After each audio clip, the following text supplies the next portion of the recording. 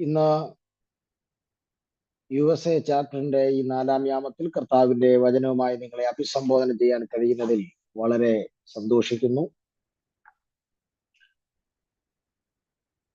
ഈ യോഗത്തിൽ കൂടി വന്നിരിക്കുന്ന എല്ലാ ആത്മിക പ്രബുദ്ധരായ ദൈവമക്കൾ, പ്രത്യേകിച്ച് ഈ മീറ്റിംഗിന്റെ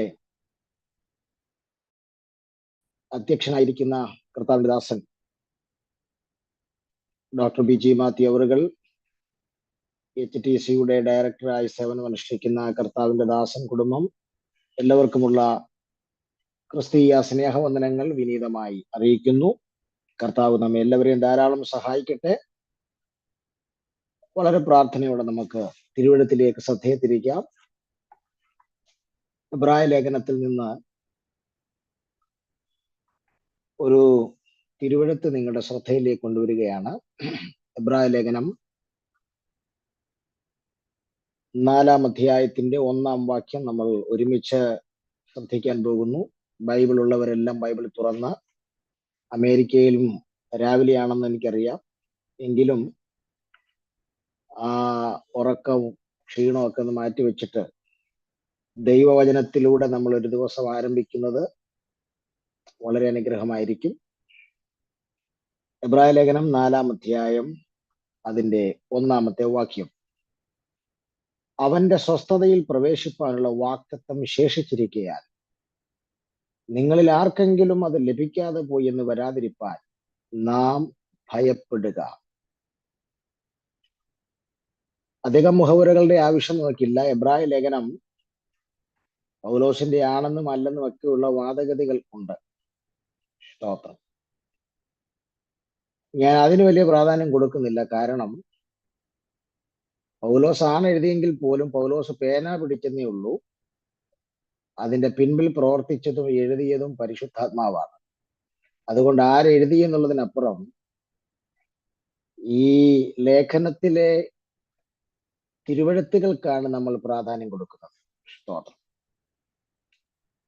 ഇനി പൗലോസ് ആണ് എഴുതിയതെങ്കിൽ പൗലോസിന്റെ 14ഓളം ലേഖനങ്ങളെയാണ് നമ്മൾ കാണാൻ കഴിയുന്നത്. അതിനെ പ്രധാനമായും 5 കാറ്റഗറികളായി തിരിച്ചാണ് പഠിക്കുന്നത്. 1, രക്ഷാ തത്വശാസ്ത്ര ലേഖനങ്ങൾ, രക്ഷയുമായി ബന്ധപ്പെട്ട ലേഖനങ്ങൾ. 2, സഭാ തത്വശാസ്ത്ര ലേഖനങ്ങൾ, സഭയുമായി ബന്ധപ്പെട്ട് ഉള്ള ലേഖനങ്ങൾ. 3, അന്ത്യകാല ശാസ്ത്ര ലേഖനങ്ങൾ, കർത്താവിന്റെ മടങ്ങിവരവ് അനന്തര സംഭവങ്ങളുമായി ബന്ധപ്പെട്ട ലേഖനങ്ങൾ. 4, ക്രിസ്തു തത്വശാസ്ത്ര ലേഖനങ്ങൾ, യേശു ക്രിസ്തുവിനെ കുറിച്ചുള്ള അഗാധമായ വെളിപ്പാടുകൾ നൽകുന്ന ലേഖനങ്ങൾ. 5, തർജ്ജന ലേഖനങ്ങൾ. ഇതിൽ തർജ്ജന ലേഖനങ്ങളുടെ കാറ്റഗറിയിൽപ്പെടുന്ന ലേഖനമാണ് എബ്രായ ലേഖനം. തർജ്ജന ലേഖനം എന്ന് പറഞ്ഞാൽ തിരുത്തലിന്റെ ലേഖനം എന്നാണ്. സ്തോത്രം. നമുക്കെല്ലാവർക്കും വചനത്തിലൂടെ തിരുത്തലുകൾ അത്യാവശ്യമാണ്. അങ്ങനെയെങ്കിൽ മാത്രമേ ക്രിസ്തു എന്ന തലയോളം നമുക്ക് വളരുവാൻ കഴിയുകയുള്ളൂ. സ്തോത്രം. ഇവിടെ നമുക്കറിയാവുന്ന കാര്യമാണ്, 1-ാം നൂറ്റാണ്ടിൽ വിശ്വാസത്തിന്റെ പാതയിലേക്ക് വന്ന എബ്രായ ക്രിസ്ത്യാനികൾ കർത്താവിന്റെ വരവ് വേഗം ആയിരിക്കുമെന്ന് കരുതി കാത്തിരുന്നവർ, കർത്താവ് വരുവാൻ താമസിച്ചപ്പോൾ അവർക്കുണ്ടായ മാനസിക സമ്മർദ്ദങ്ങൾ, യഹൂദ മതത്തിൽ നിന്നും ചുറ്റുപാടുകളിൽ നിന്നും ഏറ്റ വലിയ മാനസിക പീഡകൾ, ടോർച്ചറിങ്ങുകൾ, വിവിധ തരത്തിലുള്ള കഷ്ടങ്ങൾ, ഇവയൊക്കെ വന്നപ്പോൾ അവർ മാനസികമായി തളർന്ന് വിശ്വാസത്തിൽ നിന്ന് പുറകോട്ട് പോകുന്ന കണ്ടപ്പോൾ പൗലോസ് അവരെ തർജ്ജനം ചെയ്ത് അവരെ പ്രോത്സാഹിപ്പിച്ച് തിരിച്ച് ദൈവകൃപയിൽ ഉറപ്പിക്കുവാൻ താൻ തൂലിക ചലിപ്പിച്ചപ്പോൾ പിറന്നു വീണ ലേഖനമാണ് എബ്രായ ലേഖനം എന്നാണ് നമുക്ക് മനസ്സിലാക്കാൻ കഴിയുന്നത്. ഇവരുടെ പിന്മാറ്റം ചെറിയ പിന്മാറ്റമായിരുന്നില്ല. സ്തോത്രം. സഭായോഗങ്ങളെ ഉപേക്ഷയായി വിചാരിക്കത്തക്ക രീതിയിലുള്ള പിന്മാറ്റം. സ്തോത്രം. 2, വചനം കേൾക്കാൻ താല്പര്യമില്ലാത്ത രീതിയിൽ മാന്യം വെളിപ്പെടത്തക്ക രീതിയിലുള്ള പിന്മാറ്റം. 3, കട്ടിയായ ആഹാരത്തോട് താല്പര്യമില്ലാതെ പാലിന് സമമായ വചനങ്ങളോട് മാത്രം പ്രതികരിക്കുന്ന രീതിയിലുള്ള പിന്മാറ്റം. ഈ പിന്മാറ്റങ്ങളൊക്കെ നമ്മുടെ ചുറ്റും ഇന്നും ശക്തമായി തന്നെ നിലകൊള്ളുന്നുണ്ട്. സ്തോത്രം. അങ്ങനെയുള്ള ഒരു വലിയ പിന്മാറ്റത്തിന്റെ ചുവട്ടിൽ നിന്നാണ് പൗലോസ് ഈ ലേഖനത്തിലൂടെ അവരെ മടക്കിക്കൊണ്ടുവരുന്നത്. സ്തോത്രം. അതുകൊണ്ട് തന്നെ കൃപാവരങ്ങൾക്ക് കഴിയാത്തത് ദൈവത്തിന്റെ വചനത്തിന് കഴിയും. ഏതൊരു മനുഷ്യനെയും മടക്കിക്കൊണ്ടുവരാൻ, യഥാസ്ഥാനപ്പെടുത്താൻ ദൈവത്തിന്റെ വചനത്തിന് കരുത്തുണ്ടെന്ന് ഇന്ന് പ്രഭാതത്തിലും ഞാൻ വിശ്വസിക്കുന്നു. സ്തോത്രം. എബ്രായ ലേഖനത്തെ നമുക്ക് ഇത് പൗലോസാണ് എഴുതിയെന്ന് പറയാൻ കാരണം, ഈ എബ്രായ ലേഖനത്തിലെ പ്രധാന വിഷയം 1 മഹാപുരോഹിതൻ, 2 ദൈവാലയം, 3 ന്യായപ്രമാണം, 4 സമാഗമന കൂടാരം. അപ്പം ഇതൊക്കെയാണ് എബ്രായ ലേഖനത്തിലെ വിഷയം. അതുകൊണ്ട് തന്നെ പഴയ നിയമ ആചാരങ്ങളെ കുറിച്ചും പഴയ നിയമ ആലയത്തെ കുറിച്ചൊക്കെ നല്ല അറിവുള്ള ഒരാളായിരിക്കണം ഇത് എഴുതിയെന്നാണ് വിശ്വസിക്കുന്നത്. അതുകൊണ്ടാണ് പൗലോസാണെന്ന് പലരും പറയാൻ കാരണം. സ്തോത്രം. എന്താണെങ്കിലും ക്രിസ്തുവിന്റെ മഹത്വം ഇത്രയും വെളിപ്പെടുത്തിയിരിക്കുന്ന ഒരു ലേഖനം വേറെയില്ല. ക്രിസ്തു ഇതിനേക്കാൾ എല്ലാം ഈ പറഞ്ഞ ആ ദൂതന്മാരെക്കാൾ, മഹാപുരോഹിതനേക്കാൾ, അഹരോനേക്കാൾ, സമാഗമന കൂടാരത്തെക്കാൾ, ന്യായപ്രമാണത്തെ കുറിച്ചാൽ, പഴയ നിയമത്തിൽ എന്തെല്ലാം ഉണ്ടോ അതിനേക്കാൾ എല്ലാം വലിയവനാണെന്ന് തെളിയിക്കുന്ന അനുഗ്രഹീതമായിട്ടുള്ള ഒരു ലേഖനമാണ് എബ്രായ ലേഖനം. ഞാൻ ഈ ലേഖനത്തെ 3 പദങ്ങൾ കൊണ്ട് വിശേഷിപ്പിച്ച് നമ്മൾ മുഖവരിൽ നിന്ന് പിൻവാങ്ങുന്നു. 1, ഈ ലേഖനം നിവർത്തിയുടെ ലേഖനമാണ്. സ്തോത്രം. നിവർത്തിയുടെ ലേഖനം. ഈ ലേഖനത്തിനകത്ത് സ്തോത്രം ശബത്തിനെ കുറിച്ച് പറയുന്നുണ്ട്, ഉത്സവങ്ങളെ കുറിച്ച് പറയുന്നുണ്ട്, പഴയ നിയമത്തിലെ പല ആചാരങ്ങളെ കുറിച്ച് പറയുന്നുണ്ട്. പക്ഷെ നമ്മൾ ആരും അതെന്ത് ചെയ്യുന്നില്ല, ആചരിക്കുന്നില്ല. എന്തുകൊണ്ടാണ് ആചരിക്കാത്തത്? പഴയ നിയമത്തിൽ പറയുന്ന ശബത്തും, പഴയ നിയമത്തിൽ പറയുന്ന ഉത്സവങ്ങൾ, പഴയ നിയമത്തിൽ പറയുന്ന യാഗങ്ങൾ, പഴയ നിയമത്തിൽ പറയുന്ന പല ആചാരങ്ങളും ക്രിസ്തുവിൽ നിവർത്തിക്കപ്പെട്ടു. സ്തോത്രം. അത് തെളിയിക്കുന്ന ലേഖനമാണ് എബ്രായ ലേഖനം. അതുകൊണ്ട് തന്നെ ഇത് നിവർത്തിയുടെ ലേഖനമാണ്. സ്തോത്രം. രണ്ടാമത് നമുക്ക് ഈ ലേഖനത്തെ വിളിക്കാവുന്ന ഒരു പേര്, സ്തോത്രം, പ്രബോധനത്തിന്റെ ലേഖനം എന്നാണ്. പ്രബോധനത്തിന്റെ ലേഖനം. ഇതിനകത്ത് 12 പ്രബോധനങ്ങൾ കിടപ്പുണ്ട്. എബ്രായ ക്രിസ്ത്യാനികൾക്ക് എന്ന് പറഞ്ഞാൽ നമുക്കും കൂടെ ഉൾപ്പെടുത്താൻ കീഴിലുള്ള 12 പ്രബോധനങ്ങൾ ഇതിനകത്ത് കിടപ്പുണ്ട്. സ്തോത്രം. എബ്രായ ലേഖനത്തിന്റെ ക്ലാസ് അല്ലാത്തതുകൊണ്ടാണ് ഞാൻ ആ പ്രബോധനത്തിന്റെ വാക്കുകൾ കാണിക്കാത്തത്.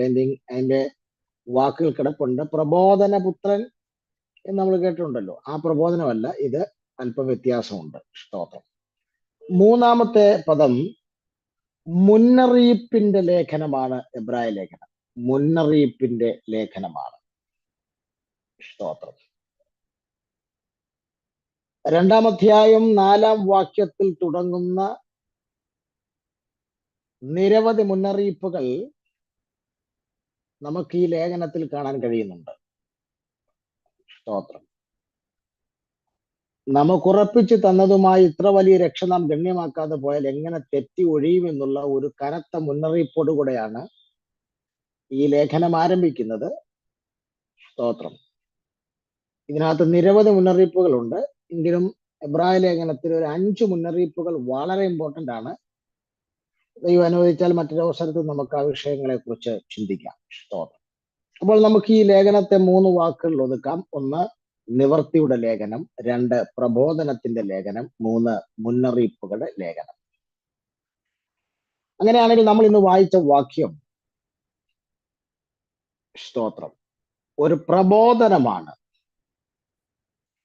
ആ പ്രബോധനം എന്ന് പറഞ്ഞാൽ ഭയപ്പെടാനുള്ള പ്രബോധനമാണ്. എന്തിനു വേണ്ടിയുള്ള പ്രബോധനമാണ്? പരിശുദ്ധാത്മാവ് എഴുത്തുകാരനായ വ്യക്തി ആരുമാകട്ടെ, പൗലോസാണെന്ന് കരുതാം, അദ്ദേഹത്തിലൂടെ പരിശുദ്ധാത്മാവ് ഭയപ്പെടാൻ ഒരു പ്രബോധനം തരികയാണ്. അതുകൊണ്ട് തന്നെ 4-ാം അധ്യായം 1-ാം വാക്യം അവസാനിക്കുന്നത് നാം ഭയപ്പെടുക എന്ന് പറഞ്ഞുകൊണ്ട്. ഈ സൂമിലിരിക്കുന്ന എല്ലാവരോടും പരിശുദ്ധാത്മാവ് ഇന്ന് രാവിലെ പറയുന്നത് നാം ഭയപ്പെടേണ്ട ചില കാര്യങ്ങളുണ്ട്. സ്തോത്രം. എന്തുകൊണ്ടാണ് ഭയപ്പെടാനുള്ള പ്രബോധനം? സ്തോത്രം. അതാണ് 4-ാം അധ്യായത്തിന്റെ 1-ാം വാക്യത്തിൽ പറയുന്നത്. എന്തുകൊണ്ടാണ് നാം ഭയപ്പെടുന്നത്? അതിന് എഴുത്തുകാരൻ ഒരു ജനത്തെ വിരൽ ചൂണ്ടിക്കാണിക്കുക നമുക്ക് മനസ്സിലാക്കാൻ വേണ്ടി. ആ ജനത്തിന്റെ പേര് ഇസ്രായേൽ എന്നാണ്. അവർക്കൊരു വാക്തത്വം ഉണ്ടായിരുന്നു. എന്താണ് അവരുടെ വാക്തത്വം? സ്വസ്ഥതയിൽ പ്രവേശിക്കും എന്നുള്ളൊരു വാക്തത്വം ഉണ്ടായിരുന്നു. എന്നിട്ട് എഴുത്തുകാരൻ പറയുന്നു, പക്ഷെ ആ വാക്തത്വം ശേഷിച്ചിരിക്കയാൽ അവരിൽ പലർക്കും അത് ലഭിക്കാതെ പോയി. ഏത്? അവർ കേട്ട വാക്തത്വം അവരിൽ പലർക്കും ലഭിക്കാതെ പോയി എന്ന് പറഞ്ഞാൽ, ആ വാക്തത്വം ശേഷിച്ചിരിക്കെ കേട്ട പലരും ഭൂമിയിൽ നിന്ന് മാറ്റപ്പെട്ടു. അതുപോലെ നിങ്ങളിൽ ആർക്കെങ്കിലും വാക്തത്വം ലഭിക്കാതെ പോയി എന്ന് വരാതിരിപ്പാൻ നാം ഭയപ്പെടണം. ഞാനിത് പറയാൻ കാരണം, ഈ പെന്തക്കോസിലെ അമ്മാമ്മമാർക്കും അച്ചാമാർക്കും ഒക്കെ എന്തേലും പറഞ്ഞ ഉടനെ പറയുന്നൊരു പദവാ വാക്തത്വം ഉണ്ട് പാസ്റ്ററെ. അതൊരു ഒരു ഒരു ഒരു എന്താ പറയുന്നൊരു ചൊല്ല് പോലാക്കി കളഞ്ഞു. വാക്തത്വം ഉണ്ട് പാസ്റ്ററെ. ആ മോനോട് വാക്തത്വം ഉണ്ടായിരുന്നു. സ്തോത്രം. പക്ഷേ പൗലോസ് ഇവിടെ പറയുന്നത് വാക്തത്വം ഉണ്ട് എന്ന് പറഞ്ഞിട്ട് കാര്യമില്ല, നിവർത്തി അനുഭവിക്കുന്നതിനകത്താണ് കാര്യം. എന്താണ് അതിന്റെ കാര്യം? ഒരു ജനത്തിന് വലിയ വാക്തത്വം അവർ കേട്ടു. സ്വസ്ഥതയിൽ പ്രവേശിക്കുമെന്നൊരു വാക്തത്വം, കനാൻ നാട്ടിൽ പ്രവേശിക്കുമെന്നൊരു വാക്തത്വം. പക്ഷേ 99.4% ആ കേട്ടവരിൽ ഭൂരിഭാഗം ആളുകളും മന്ന കഴിച്ചിട്ടും, ശക്തന്മാർ കഴിക്കുന്ന മന്ന കഴിച്ചിട്ടും, കാടയെ ഭക്ഷിച്ചിട്ടും, തീക്കൽപ്പാറയെന്ന് വെള്ളം കുടിച്ചിട്ടും, കരുതലിന്റെ അസാധ്യ തലങ്ങൾ അനുഭവിച്ചിട്ടും ഒക്കെ ആ വാക്തത്വം കാണാൻ കഴിയാതെ കേട്ടവരായി തന്നെ ഭൂമിയിൽ പട്ടുപോയി. ആ തലമുറയിലെ 2 പേർ മാത്രമേ അതിൽ പ്രവേശിച്ചുള്ളൂ. ബാക്കിയെല്ലാം പുതിയ തലമുറയിലെ ഒരു 20-ന് താഴോട്ടുള്ളവർ.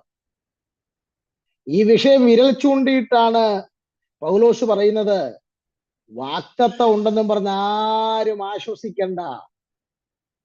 അവർക്ക് സംഭവിച്ചതുപോലെ നിങ്ങൾക്കും വാക്തത്വം ശേഷിച്ചിരിക്കെ നിങ്ങൾക്കും പട്ടുപോകുന്ന അവസ്ഥയുണ്ടാകാം. അതുകൊണ്ട് ഭയപ്പെടാൻ പരിശുദ്ധാത്മാവ് ഇന്ന് ശക്തമായി ചിലരോട് ഇടപെടുന്നു. സ്തോത്രം. ഞാൻ ഈ ഭാഗം പറയുമ്പോൾ എൻ്റെ ഓർമ്മയിൽ ഒത്തിരി വിഷയങ്ങൾ വരുന്നുണ്ട്. അതിലൊരു പ്രധാനപ്പെട്ട വിഷയം, ഈ അടുത്ത കാലത്തായിട്ടൊരു വീട്ടിലൊരു മരണമുണ്ടായി. ആ സമയത്ത് ഞാൻ ഇന്ത്യയിലില്ല. ആ വീട്ടിലെ ഏക മകനായിരുന്നു. വിദേശത്ത് ജോലിയായിരുന്നു, നാട്ടിൽ അവധിക്ക് വന്നതാ.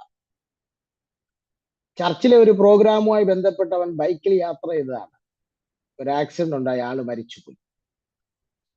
ഞാൻ നാട്ടിൽ വന്നപ്പോൾ എനിക്ക് വളരെ വേണ്ടപ്പെട്ട ഒരു കുടുംബമായതുകൊണ്ട് ഞാൻ ആ വീട് സന്ദർശിച്ചു. ദുഃഖത്തിലാണ് ആ കുടുംബം.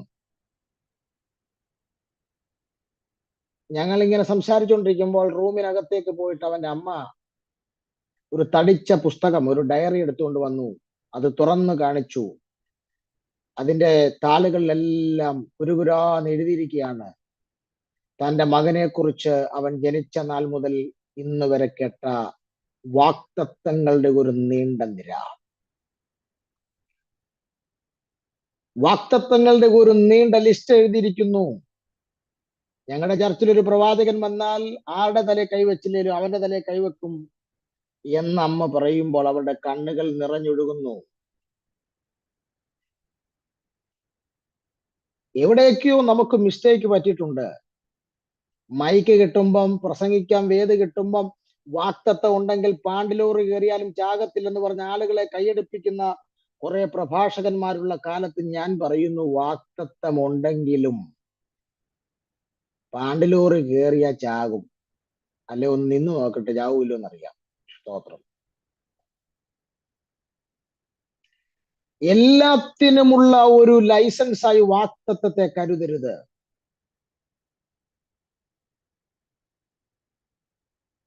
വാക്തത്വം നിവർത്തിക്കാതെ മരിച്ചുപോയ ഒത്തിരി പേരെ കുറിച്ച് ബിബ്ലിക്കലായി തന്നെ പറയാൻ എനിക്കുണ്ട്, അല്ലാതെ ഉള്ളവരെ കുറിച്ച് ഓർമ്മയിലുണ്ട്. ഇതിന്റെ കുഴപ്പം, ദൈവം വാക്തത്വങ്ങളിൽ വിശ്വസ്തൻ തന്നെയാണ്, അന്നും ഇന്നും നാളെയും. അവന്റെ സ്വഭാവത്തിന് ഒരു മാറ്റവുമില്ല.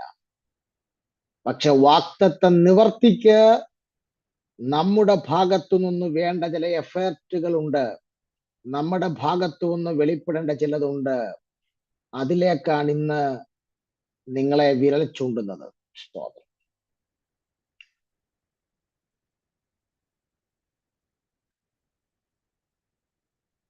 വിശുദ്ധ വേദപുസ്തകം പരിശോധിച്ചാൽ എന്താണ് വാക്തത്വം? എന്താണ് വാക്തത്വം? ഈ വാക്തത്വം ഉള്ളത് കൊണ്ടാണ് പല ആളുകളും ടെൻഷൻ ഇല്ലാതെ പോകുന്നത്. ഒന്നുകൂടെ ഇറങ്ങി പറയാം. ആങ്സൈറ്റി ഡിസോർഡറിനുള്ള ഏറ്റവും വലിയ പരിഹാരമാണ് വാക്തത്വം. മനസ്സിലായില്ലേ?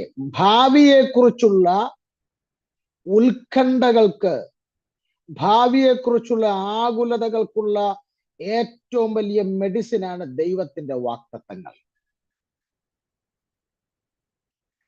അതിനെക്കുറിച്ച് വലിയ ബോധമില്ലാത്തത് കൊണ്ടാണ് പലരും ഭാവിയെക്കുറിച്ച് ഓർത്ത് ഉത്കണ്ഠപ്പെടുന്നത്.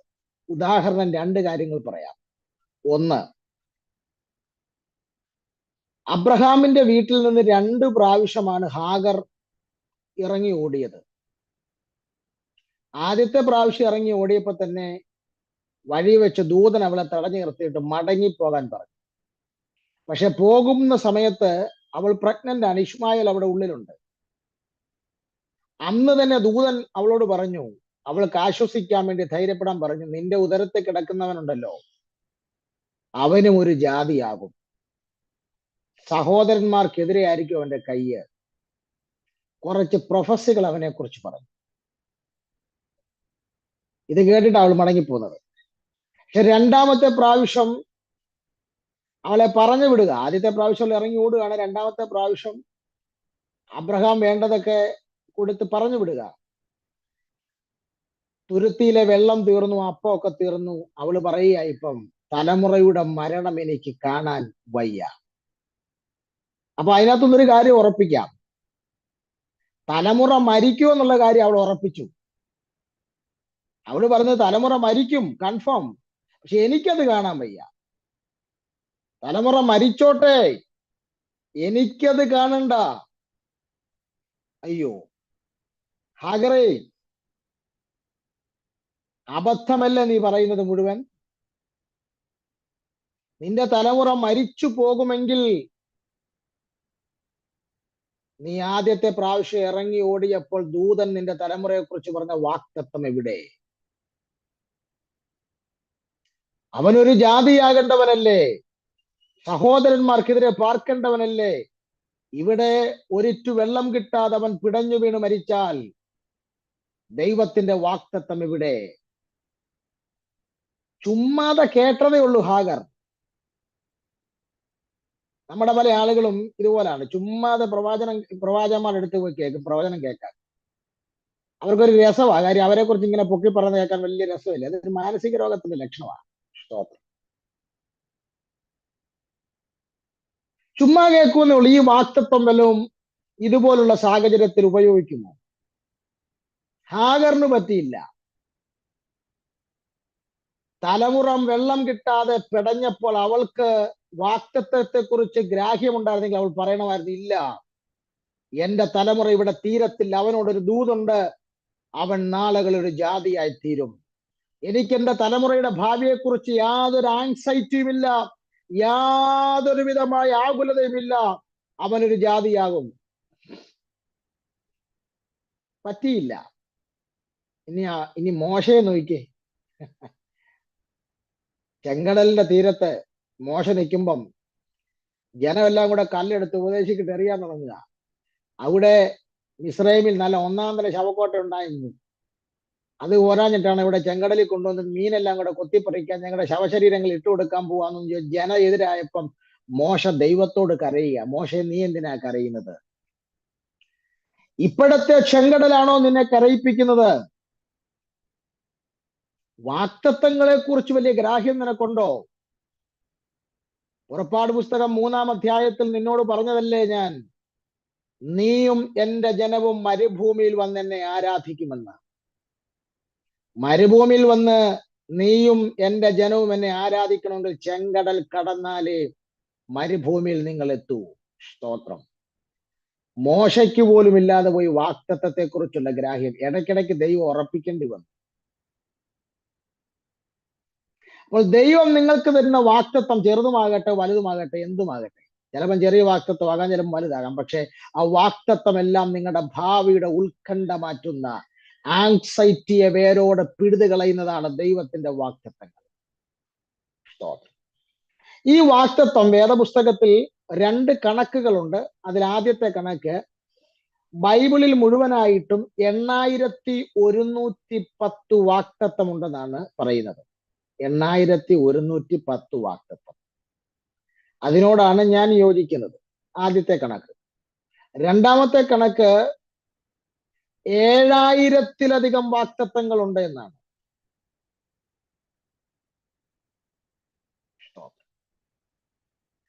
കഴിഞ്ഞ ദിവസം ഒരു ബൈബിൾ സ്കോളേഴ്സ് എഴുതിയിരിക്കുന്നത് ഞാൻ വായിച്ചത്, ഈ 8110 വാക്തത്വങ്ങളിൽ അല്ലെങ്കിൽ 7000 ചില്ലാനും വാക്തത്വങ്ങളിൽ ഈ കാലഘട്ടത്തിൽ നമ്മളുമായി പ്രസക്തമാക്കപ്പെട്ട ഒരു 3000 വാക്തത്വം ഉണ്ടെന്നാണ് അദ്ദേഹം പറഞ്ഞത്. ഈ വാക്തത്വത്തിന് ഏറ്റവും കൂടുതൽ പ്രാധാന്യം എപ്പോഴാണ് അറിയുമോ? ഇയർ എൻഡിങ് മീറ്റിങ്ങിനാ. ഞാൻ ഇങ്ങനെയുള്ള ഓരോ ആചാരങ്ങളും വിശ്വസിക്കുന്ന ഒരാളല്ല. അതിന്റെ കാരണം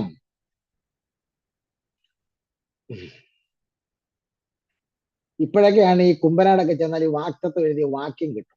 ഇതാണ് ഇപ്പൊ മിക്കവാറും ചർച്ചകളിലൊക്കെ ന്യൂ ഇയറിന് രാവിലെ കൊടുക്കുന്നത്. പണ്ട് അങ്ങനെ സംഭവമില്ലായിരുന്നു. പണ്ട് ഞങ്ങളുടെയൊക്കെ ചർച്ചിൽ ഞാനായിരുന്നു വാക്തത്വം എഴുതി കിട്ടുന്നത്. അന്ന് കൊച്ചു പ്രായമല്ലേ, അന്ന് ഇങ്ങനൊന്നുള്ള ഡിജിറ്റലായിട്ടൊന്നും ഇറങ്ങിയിട്ടില്ല. പണ്ട് ഇതുപോലെ സംഭവം ഉണ്ടായി. ഒരു ഇയർ എൻഡിങ് മീറ്റിങ്ങിന് ചർച്ചിലെ പാസ്റ്ററിന് വളരെ തിരക്കായതുകൊണ്ട് അദ്ദേഹത്തിന് ഈ വാക്തത്വ വചനം എഴുതി വെക്കാൻ പറ്റിയില്ല. അദ്ദേഹം ചർച്ചിലെ ഒരു കൊച്ചു പയ്യനെ ഏൽപ്പിച്ചു. അവൻ അറിയാവുന്ന പോസിറ്റീവ് വാക്യങ്ങളെല്ലാം എഴുതി. നമ്മൾ ഈ നെഗറ്റീവ് വാക്യമൊന്നും എഴുതത്തില്ല, എല്ലാം പോസിറ്റീവിൽ എഴുത്തുള്ളൂ. ഇവിടെ മാനസാന്തരപ്പെടാനോ ഗുണപ്പെടാനുള്ള ഒരു വാക്യം എഴുതത്തില്ല. അപ്പൊ 2025 ആർക്കും ഗുണപ്പെടേണ്ടതാണോ അർത്ഥം? സ്തോത്രം. അതുകൊണ്ടാണ് ഞാൻ ഇതിനോടൊന്നും വലിയ ഇൻട്രസ്റ്റ് കാണിക്കാൻ. അങ്ങനെ ഇവൻ അറിയാവുന്ന വാക്യങ്ങൾ ഞങ്ങൾ എഴുതി അവൻ ചുരുട്ടി ഒരു ബേസിനകത്തിട്ടു. ന്യൂ ഇയർ തുടങ്ങി, പുതിയ വർഷം തുടങ്ങി. രാത്രി 12 മണി കഴിഞ്ഞപ്പം ഓരോരുത്തർ വന്ന് എടുത്തു. എല്ലാവർക്കും നല്ല നല്ല വാക്യങ്ങൾ കിട്ടി. ആ സഭയിലെ മെയിൻ ഒരു അമ്മാവ ഉണ്ടായിരുന്നു. അമ്മാവയ്ക്ക് ഒരു വാക്യം കിട്ടി. വായിച്ചു നോക്കിയപ്പോ എന്താ, യഹോവ നിന്നെ ചുഴറ്റി എറിഞ്ഞു കളയും. ഈ പയ്യൻ എഴുതിയിട്ട വാക്യം, യഹോവ നിങ്ങൾക്ക് വല്ലതായിരുന്നു 2024 അവസാനം ഈ വാക്യം കിട്ടിയിരുന്നെങ്കിൽ നിങ്ങൾ ആ സഭ മാറിയില്ലേ. 2025 യഹോവ ചുഴറ്റി എറിഞ്ഞു കളയും. ഇത് വല്ലതാണോ പ്രിയരെ 25 നടക്കുന്നത്? തിരുവഴുത്തിലെ എല്ലാ വാക്യങ്ങളും ദൈവശ്വാസീയമാണ്. അതിന് ഇന്നതെന്നൊന്നുമില്ല. അത് എപ്പോഴും നമ്മുടെ ജീവിതത്തിൽ ആപ്ലിക്കബിൾ ആണ്, അല്ലാതെ ഒരു വർഷം ഒന്നുമല്ല. സ്തോത്രം. അപ്പോൾ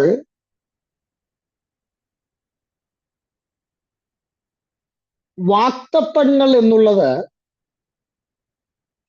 നമ്മുടെ ലൈഫുമായി, ഒരു ക്രിസ്ത്യാനിയാണോ നമ്മുടെ ലൈഫുമായി ഇടുകി ചേർന്നിരിക്കുന്ന വിഷയമാണ് ഈ വാക്തത്വം എന്നുള്ളത്.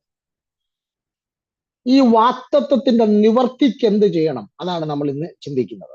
സ്തോത്രം. വാഗ്ദത്ത നിവർത്തി സംഭവിക്കാതിരിക്കാനുള്ള സാധ്യത ഉള്ളത് കൊണ്ട് നാം ഭയപ്പെടാനാണ് പൗലോസ് പറയുന്നത്. അപ്പോൾ അതിന് നിവർത്തിക്ക് എന്ത് ചെയ്യണം എന്നുള്ളതാണ് നമ്മൾ ആലോചിക്കുന്നത്. ഒന്നാമത്തെ കാര്യത്തിലേക്ക് നമുക്ക് വരാം. സ്തോത്രം. ആവർത്തന പുസ്തകത്തിലേക്ക് നമ്മുടെ ശ്രദ്ധയെ കൊണ്ടുവരാം. ആവർത്തന പുസ്തകം. സ്തോത്രം.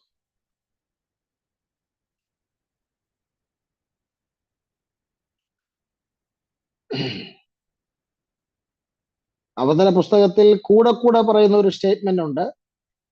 നമ്മൾ അതിന്റെ 1-ാം അധ്യായം ഒന്ന് പരിശോധിക്കാൻ പോവുകയാണ്. സ്തോത്രം.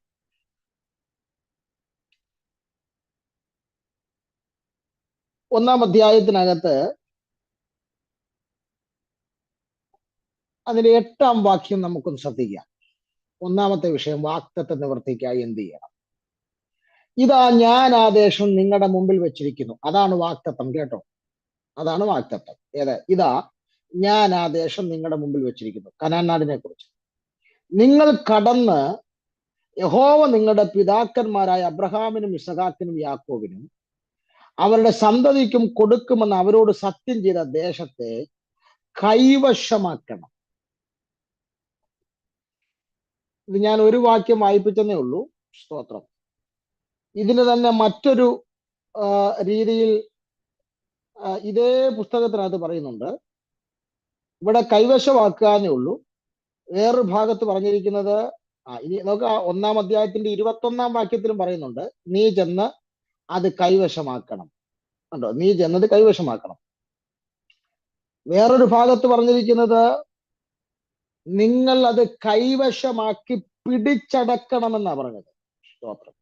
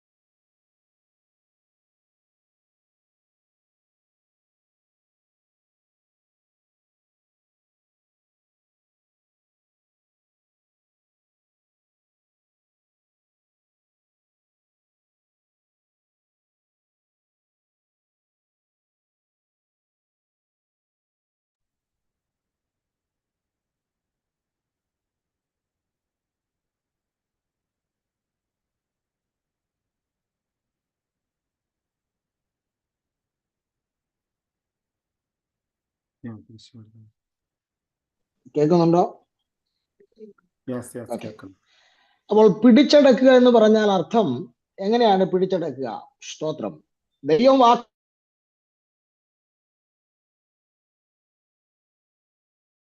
വാഗ്ദത്ത നിവർത്തിക്ക് വേണ്ടി നാം ചെയ്യേണ്ട ഒന്നാമത്തെ കാര്യം, വാഗ്ദത്തങ്ങളെ നാം കൈവശമാക്കി പിടിച്ചടക്കണം.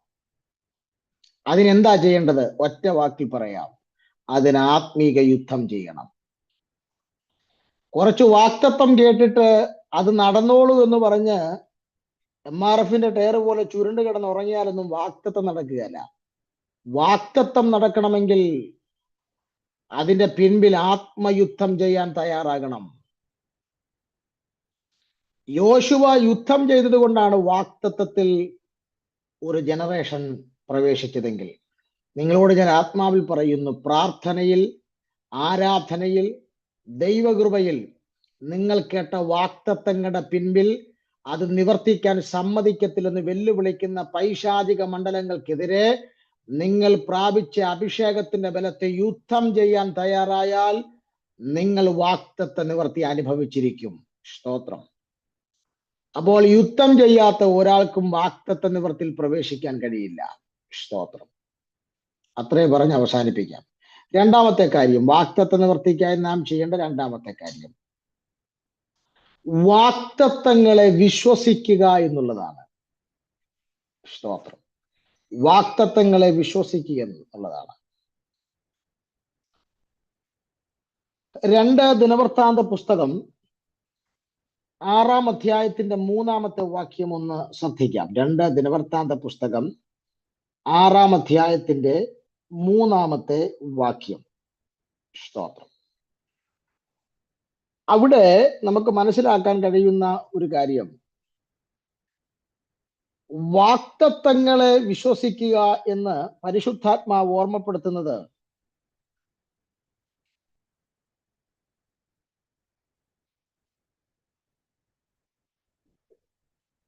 ഇനി അത് മാത്രമല്ല, ആ ഭാഗത്തുനിന്ന് വേറൊരു കാര്യം കൂടെ പറയാൻ പരിശുദ്ധാത്മാവിനെ ഓർപ്പിക്കുന്നുണ്ട്. പറയാം, ഈ 10-12 പേര് ദേശം ഒറ്റുനോക്കാൻ വേണ്ടി പോയി. സ്തോത്രം. ആ ഒറ്റുനോക്കാൻ പോയവരിൽ 10 പേർ ദൈവത്തിന്റെ വാക്തത്വങ്ങളെക്കാൾ കൂടുതൽ സാഹചര്യങ്ങളെയാണ് വിശ്വസിച്ചത്. സ്തോത്രം.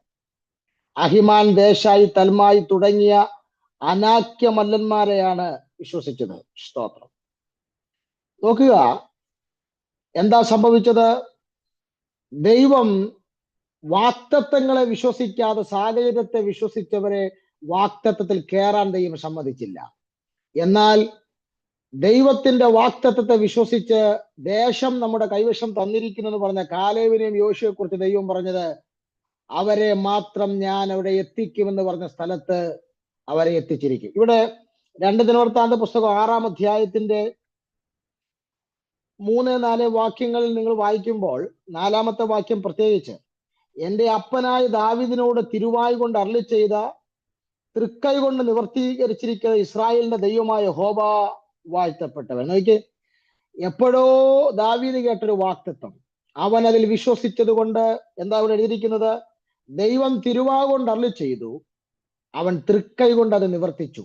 ഓക്കെ, അപ്പോൾ അവൻ അരുളി ചെയ്യുക മാത്രമല്ല, തൃക്കൈ കൊണ്ട് നിവർത്തിക്കുന്ന ദൈവം കൂടെയാണ്.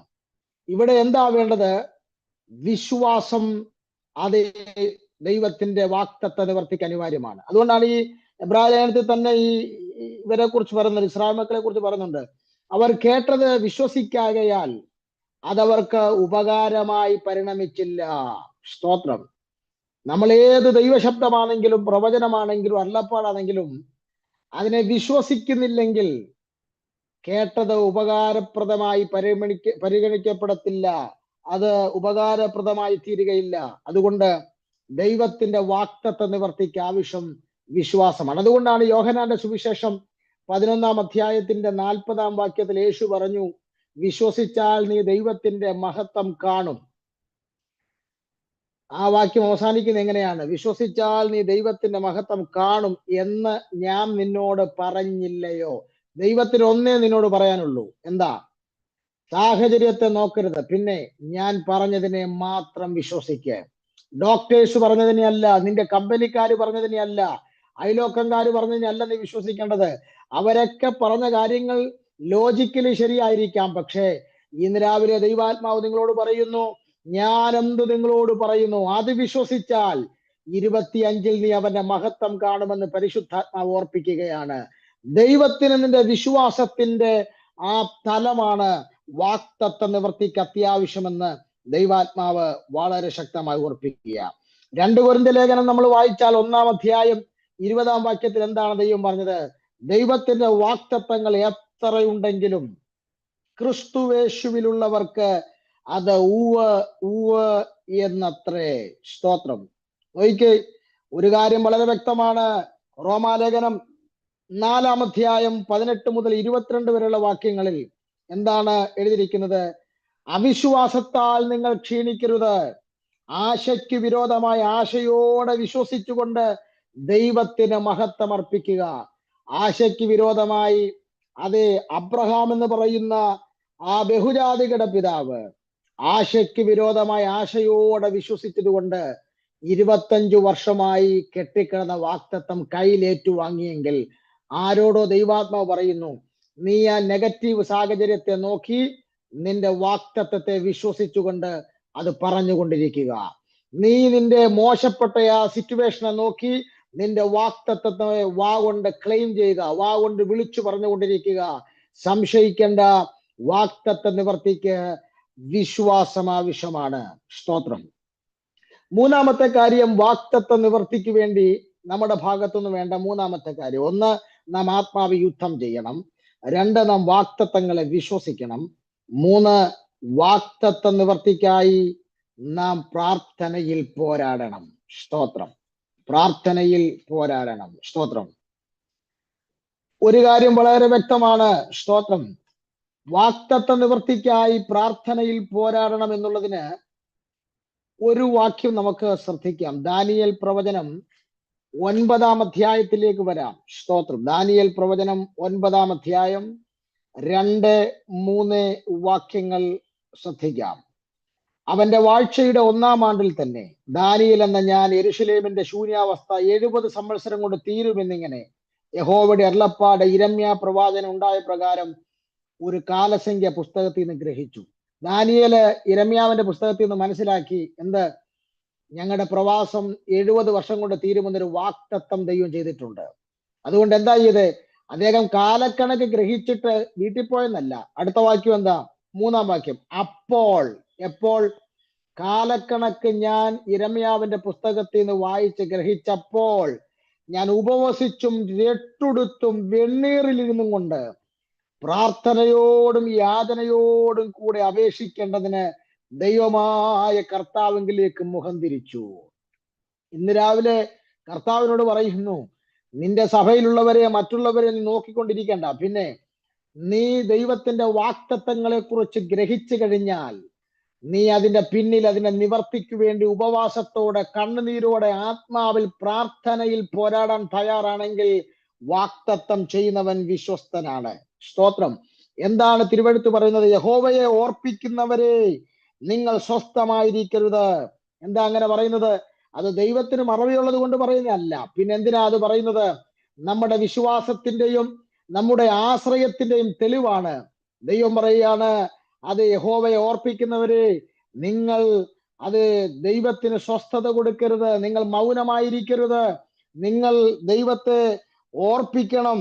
സ്തോത്രം. നിങ്ങൾ യഹോവയെ ഓർപ്പിക്കണം, നിങ്ങൾ സ്വസ്ഥമായിരിക്കരുത് എന്ന് പറയാൻ കാരണം, വാഗ്ദത്തം പ്രാപിച്ചവർ വാഗ്ദത്തത്തിന്റെ പിന്നിൽ നിവർത്തിക്കായി ദാനിയേലിനെ പോലെ പ്രാർത്ഥിക്കാൻ പരിശുദ്ധാത്മാവ് ഓർപ്പിക്കുന്നു. സ്തോത്രം. അപ്പോൾ ആത്മാവ് യുദ്ധം ചെയ്തുകൊണ്ട്, വാഗ്ദത്തത്തെ വിശ്വസിച്ചുകൊണ്ട് വാഗ്ദത്തത്തിന് വേണ്ടി നാം പ്രാർത്ഥിക്കുക. നാലാമത്തെ കാര്യം, വാഗ്ദത്തം നിവർത്തിക്കാനുള്ള ഏറ്റവും പ്രധാനപ്പെട്ട കാര്യം ഇതായിട്ടാണ് എനിക്ക് തോന്നുന്നത്. നാലാമത്തെ കാര്യം, വാഗ്ദത്ത നിവർത്തിക്കായി വ്യവസ്ഥകൾ പാലിക്കണം. വാഗ്ദത്ത നിവർത്തിക്കായി എന്ത് ചെയ്യണം? വ്യവസ്ഥകൾ പാലിക്കണം. നിങ്ങൾ ബൈബിൾ പരിശോധിച്ച് നോക്കിയോ, ഒട്ടുമിക്കവാറും വാഗ്ദത്തങ്ങളുടെ കൂടെ ദൈവം വ്യവസ്ഥകളും തരുന്നുണ്ട്. നിങ്ങൾ ആവർത്തന പുസ്തകത്തിനകത്ത് ദേശത്തിൽ അനുഗ്രഹിക്കപ്പെടുമെന്നും വാലല്ല തലയാക്കും എന്നൊക്കെ പറയുന്ന ഭാഗം നിങ്ങൾ വായിച്ചാൽ മതി.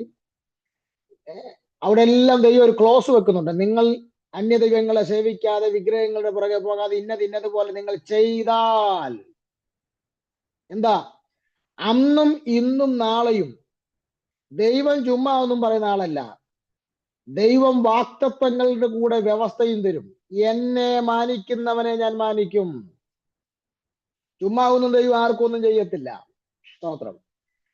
അപ്പോൾ ദൈവം വാഗ്ദത്തങ്ങളുടെ കൂടെ പറഞ്ഞ വ്യവസ്ഥകൾ നിങ്ങൾ പാലിച്ചാൽ നിങ്ങളുടെ വാഗ്ദത്ത നിവർത്തി ഈസിയാണ്. നമ്മളുടെ പ്രശ്നം എന്താണെന്നറിയാമോ? നമ്മൾ വ്യവസ്ഥകളെല്ലാം മറന്നു, നമ്മൾ ആ വാഗ്ദത്തം മാത്രമേ ഓർക്കുന്നുള്ളൂ. നമ്മള് ഡയറിക്കകത്ത് എഴുതി വെച്ചിരിക്കല്ലേ. നിങ്ങൾ എത്രയോ ആളുകൾ എഴുതി വെച്ചിട്ടുണ്ടെന്ന് അറിയാമോ ഡയറിക്കകത്ത്? പക്ഷെ വാഗ്ദത്തങ്ങളുടെ കൂടെ പറഞ്ഞ വ്യവസ്ഥ എന്തിയെ അത് എഴുതിയിട്ടുണ്ടോ? ഇല്ല. ഇന്നത്തെ പല പ്രവാചകന്മാര് പറയുന്നത് എനിക്ക് അത്ര വിശ്വാസമല്ല. കാരണം അവർ ഈ വ്യവസ്ഥകൾ പറയുന്നില്ല. ഇന്നത് ചെയ്യുമെന്ന് മാത്രമേ പറയുന്നുള്ളൂ. ദൈവം അങ്ങനെ സംസാരിക്കുമെന്ന് എനിക്ക് തോന്നുന്നില്ല. ദൈവം എപ്പോഴും വാഗ്ദത്തങ്ങൾ, നമ്മുടെ ആധാരം തിരുവെഴുത്താണ് നമ്മുടെ ഫൈനൽ വാക്ക്. തിരുവെഴുത്തിലെ ഒട്ടുമിക്കവാറും വാഗ്ദത്തങ്ങൾ, നിങ്ങൾ ആവർത്തന പുസ്തകം 28-ാം അധ്യായം 1 മുതൽ 14 വരെയുള്ള വാക്യങ്ങളാണല്ലോ നമ്മൾ ഏറ്റവും വലിയ വാഗ്ദത്തം കാണുന്നത് ഇസ്രായേലുമായി ബന്ധപ്പെട്ട്. സ്തോത്രം. ഞാൻ കുറച്ചു മുമ്പേ പറഞ്ഞു കഴിഞ്ഞു അതിനെ കുറിച്ചൊരു. അപ്പോൾ അതിനകത്ത് നിങ്ങൾ വായിച്ചു നോക്കിയാൽ ദൈവം അവർക്ക് കൊടുക്കുന്ന ക്ലോസുകൾ കാണാം. സ്തോത്രം. ഒന്നാമത്തെ വാക്യത്തിൽ തന്നെ ദൈവം വ്യവസ്ഥ പറയുന്നുണ്ടല്ലോ. എന്താ ഒന്നാമത്തെ വാക്യം? 28:1. നിന്റെ ദൈവമായ യഹോവയുടെ വാക്ക് നീ ശ്രദ്ധയോടെ കേൾക്കണം. 1. 2. ഞാൻ ഇന്ന് നിന്നോട് ആജ്ഞാപിക്കുന്ന അവന്റെ സകല കൽപ്പനകളും പ്രമാണിച്ച് നടന്നാൽ. കണ്ടോ? ശേഷമാണ് ബാക്കി അനുഗ്രഹങ്ങൾ. കണ്ടോ? സ്തോത്രം. ഇനി അത് മാത്രമല്ല, ഇത് ഇടയ്ക്കിടയ്ക്ക് ദൈവം ഈ പദം പറയുന്നുണ്ട്. ഏത് പദം?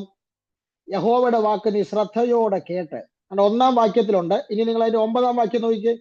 9-ാം വാക്യത്തിലും വീണ്ടും പറയുന്നുണ്ട്, നിന്റെ ദൈവമായ യഹോവയുടെ കൽപ്പനകൾ പ്രമാണിച്ച് അവന്റെ വഴികളിൽ നടന്നാൽ. കണ്ടോ? വീണ്ടും പറയുന്നുണ്ട്. 14-ാം വാക്യത്തിലേക്ക് വന്ന് അവിടെ വീണ്ടും പറയുന്നുണ്ട്, ഞാൻ ഇന്ന് നിന്നോട് ആജ്ഞാപിക്കുന്ന വചനങ്ങളിൽ യാതൊന്നെങ്കിലും വിട്ട് അന്യ ദൈവങ്ങളെ പിന്തുടർന്ന് സേവിപ്പാൻ നീ ഇടത്തോട്ടോ വലത്തോട്ടോ മാറരുത്. കണ്ടോ? ഏറ്റവും വലിയ ബ്ലെസ്സിങ്സ് കൊടുത്തിരിക്കുന്നത് ഇവിടെ 28-ല. പക്ഷെ ഈ ബ്ലെസ്സിങ്സിന്റെ തുടക്കത്തിലും നടുക്കും അവസാനവും ദൈവം വ്യവസ്ഥ പറഞ്ഞിട്ടാ കൊടുക്കുന്നത്. ഞാൻ നിങ്ങളോട് സ്നേഹത്തിൽ പറയാം, ദൈവം വാഗ്ദത്തം പറഞ്ഞാൽ ക്ലോസ് വെക്കുന്ന ദൈവമാണ്. എന്താ വാഗ്ദത്തം? ചില ആളുകൾ ആത്മാവ് യുദ്ധം ചെയ്യുന്നുണ്ട്, ചിലർ വിശ്വസിക്കുന്നുണ്ട്, ചിലർ പ്രാർത്ഥിക്കുന്നുണ്ട്, പക്ഷേ നടക്കുന്നില്ല കാര്യം. എന്താ കാര്യം? വ്യവസ്ഥ പാലിക്കപ്പെടുന്നില്ല പലയിടത്തിലും. സ്തോത്രം. അബ്രഹാമേ 25 കൊല്ലമൊന്നും വാഗ്ദത്തം നീട്ടിക്കൊണ്ടുപോകാൻ എനിക്ക് താല്പര്യമില്ലായിരുന്നു. പിന്നെ ചില വ്യവസ്ഥകൾ പാലിക്കാനുണ്ടായിരുന്നു. സ്തോത്രം. 1, നിന്റെ പേര് മാറണം. വാഗ്ദത്തത്തിന് അനുയോജ്യമായ പേരല്ല. 2, ലോത്ത് മാറിയേ പറ്റൂ. 3, നിഷ്കളങ്കനാകണം. ചില വ്യവസ്ഥകൾ പാലിക്കാനുണ്ട്. സ്തോത്രം.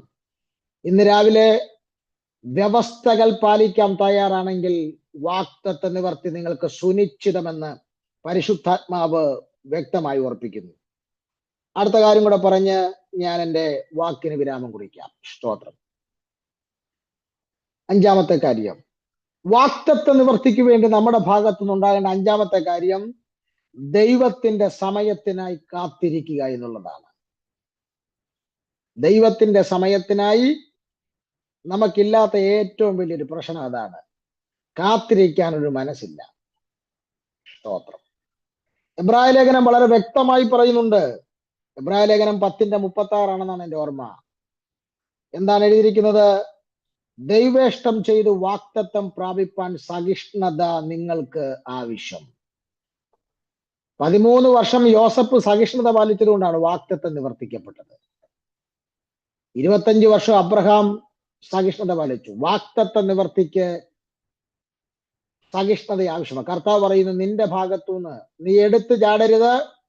അബ്രഹാമിന് പറ്റിയതുപോലെ വാഗ്ദത്ത നിവർത്തിക്കാൻ കുറുക്കുവഴിയായി ഹാഗറിന്റെ പുറകെ പോകരുത്. ഒറ്റമാർഗം വാഗ്ദത്ത നിവർത്തിക്കായി ദൈവത്തിന്റെ സമയത്തിനായി കാത്തിരിക്കാം.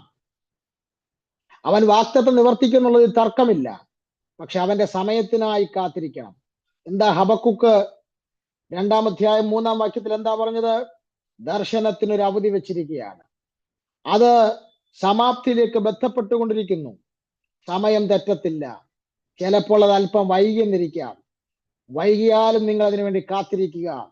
അത് വരും നിശ്ചയമെന്ന് പരിശുദ്ധാത്മാവ് ഓർപ്പിക്കുകയാണ്. സ്തോത്രം. കർത്താവായ യേശു ക്രിസ്തു അതേ പുതിയ നിയമത്തിൽ നമുക്ക് 3 വാഗ്ദത്തങ്ങളാണ് തന്നിരിക്കുന്നത്. 1, നിത്യജീവന്റെ വാഗ്ദത്തം. 1 യോഹന്നാന്റെ ലേഖനം 2-ാം അധ്യായം 25-ാം വാക്യത്തിൽ എഴുതിയിട്ടുള്ളത് നിത്യജീവന്റെ വാഗ്ദത്തം. 2, പരിശുദ്ധാത്മാവെന്ന വാഗ്ദത്തം.